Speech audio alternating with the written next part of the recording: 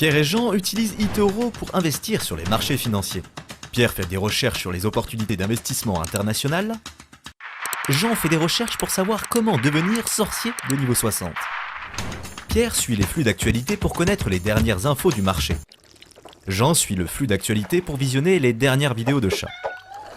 Pierre dispose d'une liste de favoris pour les investissements prometteurs. Jean a également une liste de favoris. Alors comment se fait-il que Jean soit aussi bon investisseur que Pierre? C'est parce que Jean utilise la fonction CopyTrader d'eToro pour reproduire automatiquement l'activité de trading de Pierre. À chaque fois que Pierre accomplit un trade, Jean en a fait autant. Yes! Trader comme Pierre avec eToro, le leader mondial des plateformes de trading social.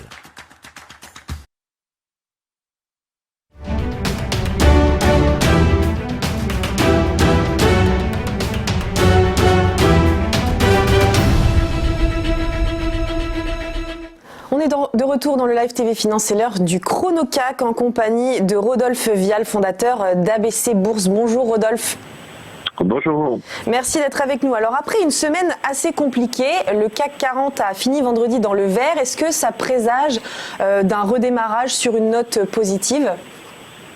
Oui, tout à fait. On va démarrer la semaine du bon pied, puisque, alors évidemment, on continue dans une ambiance très volatile depuis quelques semaines, mais voilà, une ambiance qui sera un peu meilleure aujourd'hui, puisque tout simplement la psychologie des opérateurs s'améliore. D'une part, ils apprécient les rebonds du prix du baril de pétrole, et surtout la réouverture progressive de l'économie mondiale, puisque le moteur évidemment de la croissance, une grande partie de ce moteur en tout cas, est constitué par la consommation des ménages et le fait que les tensions diminuent sur la crise sanitaire et qu'on constate qu'il y ait de moins en moins de contamination, tout ça laisse espérer aux opérateurs un retour de la consommation des ménages et donc de la croissance. Alors, ce matin, voilà, on a un CAC 40 qui a ouvert en hausse de 2% à 4365 points.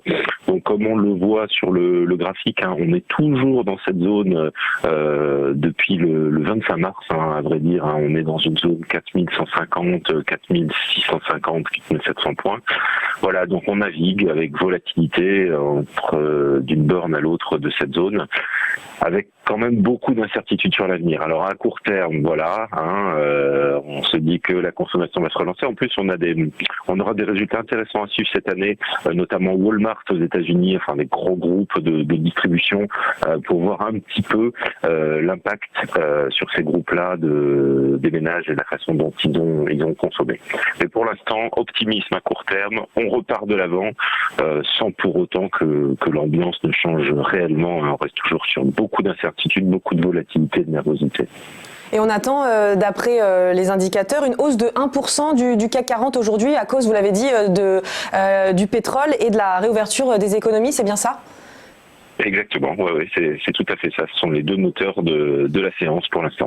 Bah écoutez, voilà, et donc si on regarde, si on regarde sur le CAC 40, d'ailleurs, oui, juste petite anecdote, 40 valeurs en hausse, donc voilà, c'est le palmarès est totalement vert. C'est voilà. significatif en effet. Merci beaucoup Rodolphe Vial d'avoir été avec nous pour ce ChronoCAC. On se retrouve dans quelques instants pour les Market Movers.